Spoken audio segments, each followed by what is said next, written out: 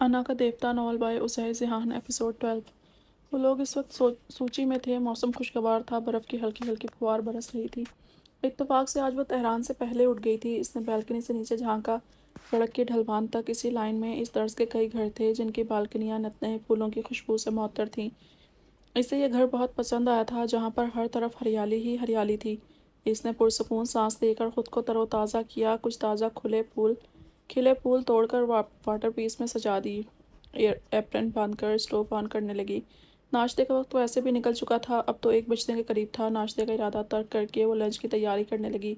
Tehran کی بدولت اسے کوکنگ کا ہنر بھی آ گیا تھا۔ صبح بخیر زندگی، نرم سرگوشی کانوں میں انڈیلتے ہوئے تہران نے پیچھے سے آ کر ایک دم اسے اپنی آہنی مضبوط بازو میں قید کر لیا۔ اس کی صاف شفاف سراہی دار گردن پر والہانہ محبت کی نشانیاں ثبت کرتا چلا گیا۔ جب سے اس نے اظہار محبت کیا تھا وہ فطری طور پر جھجک رہی تھی۔ اس کی دھڑکنیں تیز تیز چلنے لگیں۔ ہٹو پیچھے، مجھے کام کرنے دو۔ کیا بنا رہی ہو تم؟ لنچ کا وقت ہو گیا۔ وہ حیران ہوا۔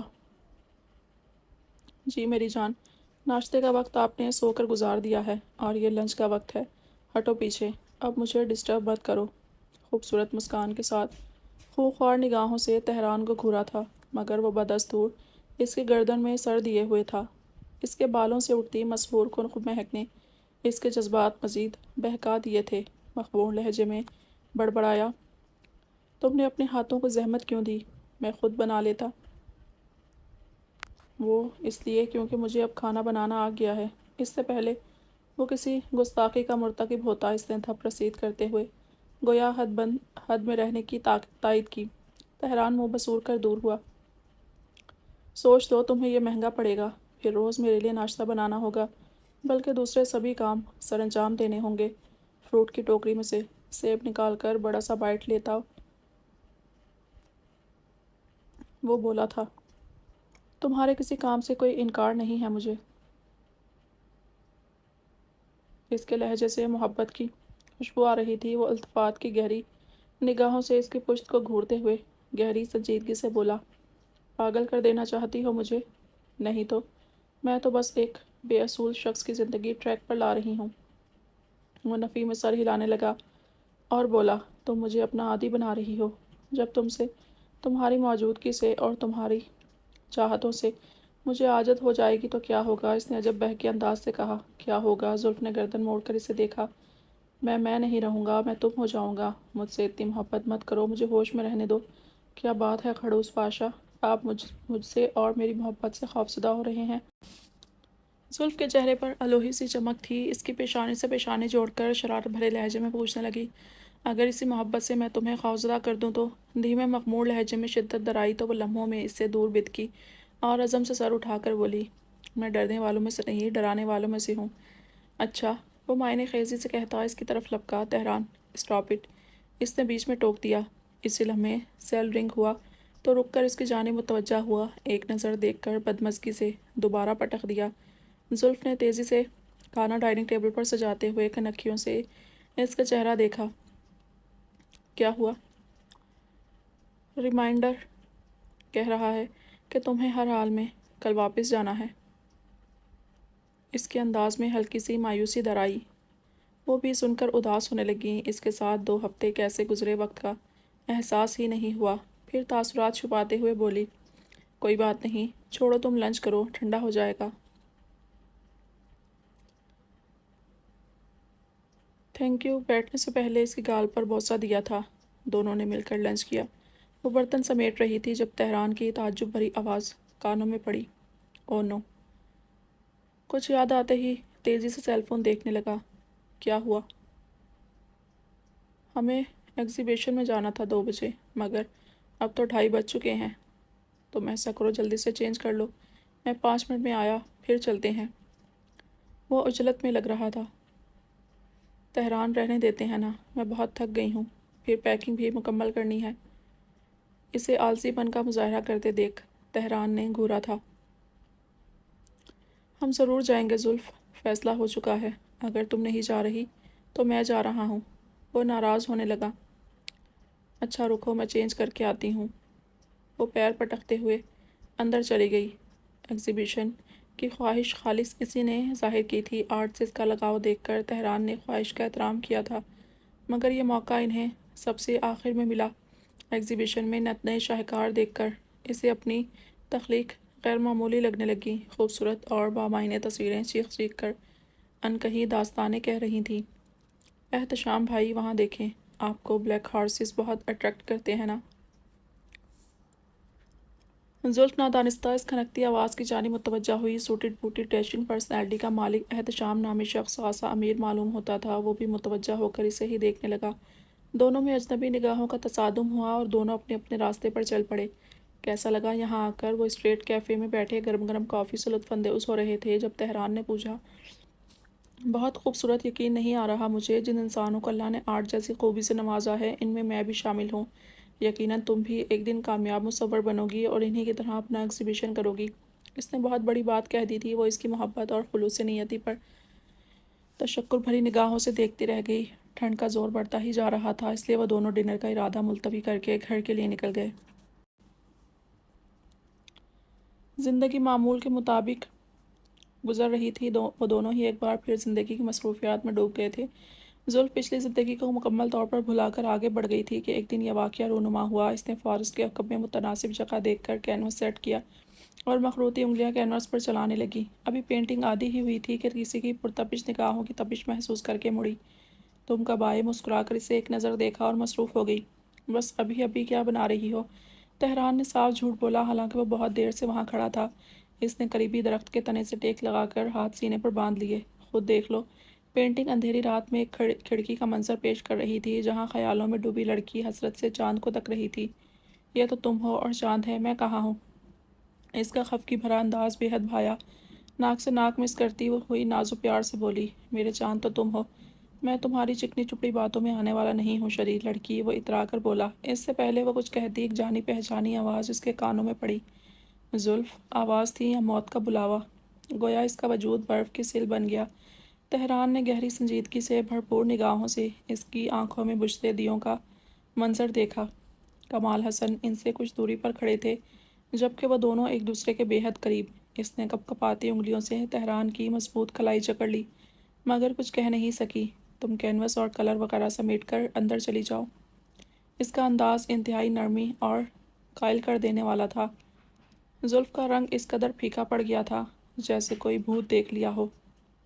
اس نے کپکپاتے ہاتھوں سے پلیٹ اٹھائی تو پلیٹ لڑک کر اس کی شرٹ سے لے کر سفید بے داغ شوز رنگیلے کر گئی۔ وہ گھبرائی ہوئی تھی، بس کسی طرح کمال حسن کی چپتی نگاہوں سے دور ہو جانا چاہتی تھی۔ تیزی سے ان کے قریب سے گزر گئی، لگا کہ رکھی تو ضبط کھو دے گی۔ کیا پٹیاں پڑھائی ہیں تم نے میری بیٹی کو؟ چند ہی دنوں میں اس کی شخصیت بدل گئی ہے، اب تو باپ کو دیکھنا بھی گوارا نہیں کرتی۔ کمال حسن نے تیز ترار لہجے میں سوال کیا، جس پر تہران کی آنکھوں میں شعلے بھڑکنے لگے۔ باپ تم جیسا ہو، نظر خود بخود اٹھنا گوارا نہیں کرتی۔ اس کے انداز میں محسوس کر دینے والی تضحیک تھی۔ کمال حسن کو تذلیل محسوس ہوئی تھی۔ وہ مٹھیاں بھیج کر ضبط کر گئے۔ یا آنے کی جرت کیسے کی ہوئی تمہاری؟ تہران نے جبڑے پیچھے ضبط کی تنابیں ہاتھ سے چھوٹتی جا رہی تھی۔ مجھے بھی کوئی شوق نہیں یہاں آنے کا، میں اپنے شیئرز بیچنا چاہتا ہوں۔ آپ کا مطلب آپ میرے شیئرز بیچنا چاہتے ہیں؟ اس نے جان بوجھ کر جتایا۔ کتنے وثوق سے وہ اس کے باپ کی دولت کو اپنے شیئرز کہہ رہا تھا۔ جسم میں فشار خون بڑھنے لگا تھا۔ کمال حسن نے قہر برساتی نگاہوں سے اسے سرتاپا دیکھا۔ یہ شخص انہیں بہت پریشان کر رہا تھا۔ ان کی ایک سخت نظر بھی برداشت نہیں کرتا تھا۔ جب بھی بات کرتا تھا کھری کھوٹی سنانے سے گریز نہیں کرتا تھا یا پھر ان کے منہ کی بات جھپٹ لیتا۔ میرے بزنس کے کچھ مسائل چل رہے ہیں، اس لیے میں شیئرز بیچنا چاہتا ہوں۔ انہوں نے تحمل سے اس کی اکڑ برداشت کرنے کا فیصلہ کیا۔ تو کیا مسئلہ ہے؟ تہران نے سینے پر بازو لپیٹے اور طمانینت سے پوچھا۔ تمہارا باپ ہے میرا مسئلہ، دنیا کے سارے باپ ہی اولادوں کے لیے مسئلہ ہیں کیا؟ اس نے طنز و مزاح میں بات اڑائی۔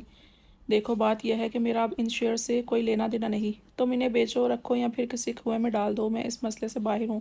تم جانو اور دلاور پاشا جانے، اس نے ڈوٹوک انداز میں کہا۔ اور ہاں، آئندہ مجھ سے کسی شیئرز کا تذکرہ مت کرنا کمال حسن، میں تمہیں نہیں جانتا نہ ہی تم مجھے۔ وہ کہہ کر رکا نہیں، تیزی سے ڈھلوان اترتا ان کی نظروں سے اوجھل ہو گیا۔ تم دونوں باپ بیٹوں کو نہ کو چنے نہ چبوا دیے تو کہنا۔ کمال حسن نے نفرت بھری نگاہوں سے اسے اوجھل ہوتے دیکھا۔ ان کے گرد چاروں طرف سے گھیرا تنگ ہو چکا تھا۔ تہران پاشا ان کی بات سننے کا روادار نہیں تھا۔ دلاور پاشا کو شیئرز بیچنا نہیں چاہتے تھے۔ وہ جانتے تھے کہ ایک تو اسے دلاور پادشاہ کوڑیوں کے بھاؤ قیمت دے گا اور دوسرا اپنی کمپنی کے شیئرز کسی دوسرے فریق کو بیچنے بھی نہیں دے گا۔ کمال حسن برے پھنسے تھے، دونوں صورتوں میں پھندا انہی کے گلے کے گرد تنگ ہوا جا رہا تھا۔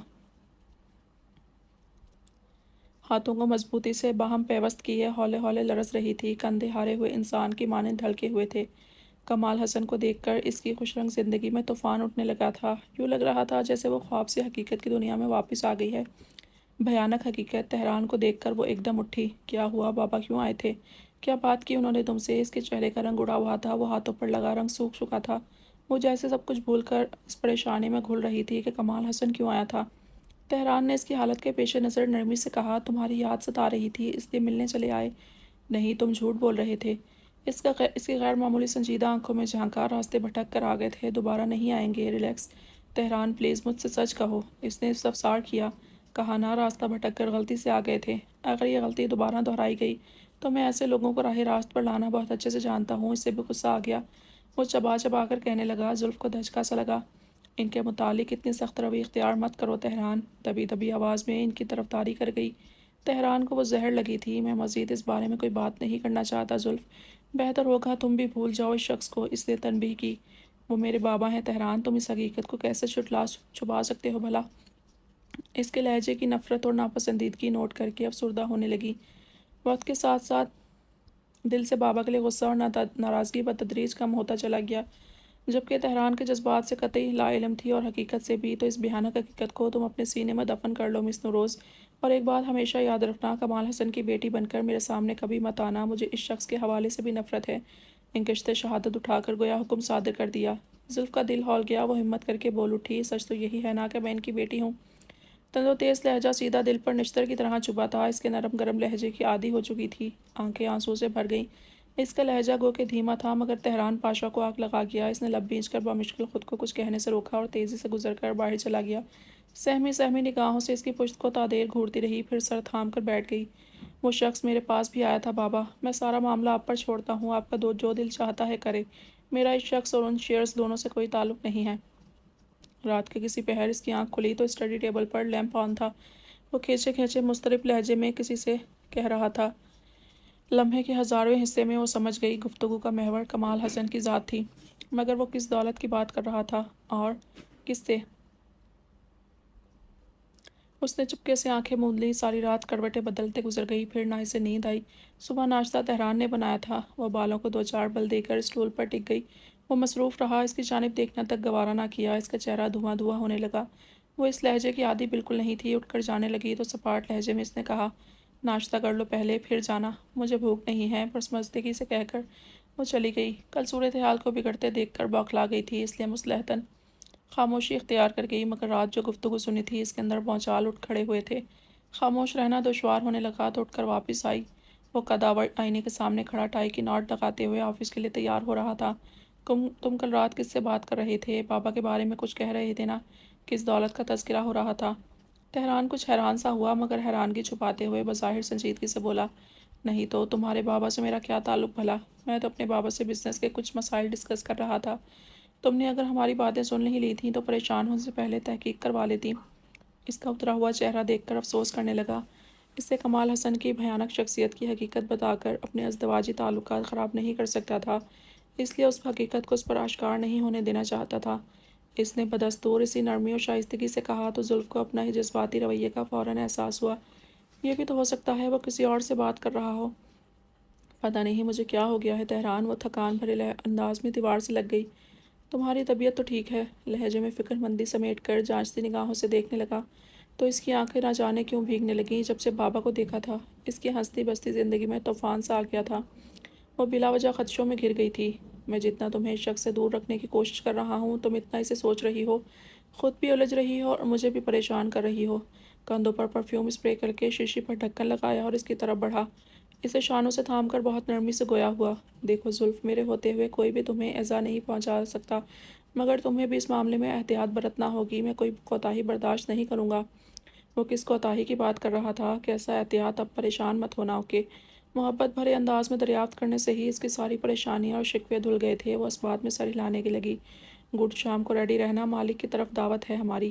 اس کی پیشانی چوم کر کوٹ اٹھا کر باہر نکل گیا۔ وہ ٹوکتے ہوئے کہتی اس کی تقلید میں چلنے لگی۔ تم بابا کیوں نہیں کہتے؟ مالک کتنا عجیب سا لگتا ہے۔ بابا کہنے سے انہیں کوئی فرق نہیں پڑا تو میں نے سوچا مالک کہہ کر دیکھتا ہوں، اور دیکھو میری سیلری بڑھا دی انہوں نے۔ وہ بات مزاحیہ رنگ دے گیا۔ اس ٹاپک پر وہ ہمیشہ ایسا ہی کرتا تھا۔ زلف نفی میں سر ہلا کر رہ گئی۔ اپنا خیال رکھنا، یونیورسٹی ضرور جانا، اور ہاں ناشتہ کرنا مت بھولنا۔ ہاتھ ہلا کر نکلتے ہوئے بھی اسے تاکیدیں کر گیا۔ وہ مسکراتی آنکھوں سے سر ہلا کر رہ گئی۔ ریشمی بالوں کا آبشار پشت پر گرائے اپنی دمکتی ہوئی رنگت کے ساتھ تذبذب میں مبتلا الجھی الجھی سے پیاری لگ رہی تھی۔ سیاہ نیٹ کی سلیو لیس لانگ میکسی میں ملبوس سانچے میں ڈھلا مومی سراپا نمایاں ہو کر غضب ڈھا رہا تھا۔ چمکتی دمکتی سفید رنگت پر بلا کی کشش اور معصومیت تھی۔ کیسی لگ رہی ہوں؟ وہ ہوش و خرد سے بیگانہ ہو کر اسے دیکھے گیا۔ تہران کیسی لگ رہی ہوں؟ اس سے جھنجھلا کر مکہ رسید کیا تو اپنی بے خودی پر بے ساختہ خفت زدہ نظر آیا۔ تم اچھی لگ رہی ہو، مگر لپسٹک؟ مائع نے خیزی سے کندھے اچکائے، گو کہ ڈارک لپسٹک کی بدولت اس کی حواسوں پر سوار ہو رہی تھی، اس لیے وہ ہرگز بھی کسی دوسرے کی توجہ کا محور بنتے نہیں دیکھ سکتا تھا۔ اچھی نہیں لگ رہی کیا؟ وہ میں سکیڑ کر کہتی خود کو ایک بار پھر آئینے کے سامنے لائی۔ بتاؤ بھی یار، میرے خیال سے تمہیں لپسٹک لگانی ہی نہیں چاہیے، زیادہ بہتر رہے گا۔ زلف نے پلٹ کر تشویش سے دیکھا جیسے کوئی انوکھی بات کر دی ہو، مگر اس کے تاثرات نارمل پا کر مڑ گئی اور ٹشو اٹھا کر لپسٹک صاف کر لی، جس پر وہ خاص مطمئن نہیں ہو سکی، مگر تہران کے چہرے پر مسکراہٹ اترتے دیکھ کر اس نے اسی پر اکتفا کر لیا۔ دلاور پاشا نے شاہانہ انتظامات کیے تھے۔ پارٹی میں ماسکو کی نامور بزنس شخصیات نے شرکت کی تھی، جس میں دل نشین ماں ولد معیز دورانی شریک تھے۔ شجاعت عالمگیر اور امان بھی نظر آئے۔ مسز دلاور نے اسے دیکھ کر بے پناہ خوشی کا اظہار کیا تھا۔ وہ جب بھی اس سے ملتی تھیں پرخلوص انداز میں ملتی تھیں، تہران کے حوالے سے اس پر بہت مان اور محبت نچھاور کرتی تھیں۔ یہی حال ایلف کا بھی تھا۔ ان سے گفتگو کے دوران گاہے بگاہے اپنے چہرے پر تہران کی پرتپش نظریں اسے موم کی طرح پگھلا رہی تھیں۔ اس نے تنبیہی نظروں سے گھورا تو وہ ڈٹھائی سے بڑے دلکش انداز میں ہنس دیا۔ دلاور پاشا نے یہ منظر ترچھی کاٹدار نظروں سے دیکھا تھا اور ضبط کرتے ہوئے تہران سے کہا، اسٹڈی میں آؤ، تم سے ضروری بات کرنی ہے۔ وہ جی بھر کر بدمزہ ہوا تھا۔ ڈرنک کا گلاس کاؤنٹر پر رکھ کر دلاور پاشا کی تقلید میں چل گیا۔ زلف نے الجھن بھری نگاہوں سے دونوں کی پشت کو دیکھا۔ تمہیں پرواہ بھی ہے کہ تمہاری اس بے وقوفی نے مجھے کس قدر مشکل دورائے پر لا کھڑا کیا ہے؟ کس بے وقوفی کی بات کر رہے ہیں آپ؟ تہران الجھا۔ تمہاری شادی والی بے وقوفی کی بات کر رہا ہوں میں۔ کمال حسن جیسے لالچی دو کوڑی کے شخص کے سامنے میری جو توہین اور تذلیل ہوئی، اس کی بات کر رہا ہوں میں۔ اب سمجھ آیا تمہیں؟ کس قدر درشتگی سے جتایا تھا انہوں نے۔ تہران کا دماغ لمحوں میں آؤٹ ہوا تھا، مگر تحمل سے ضبط کرتے ہوئے سوال کیا، آپ کو پہلے دن سے ہی مجھ سے اور میرے فیصلوں سے تضاد تھا؟ یہ کوئی نئی بات تو نہیں ہے بابا؟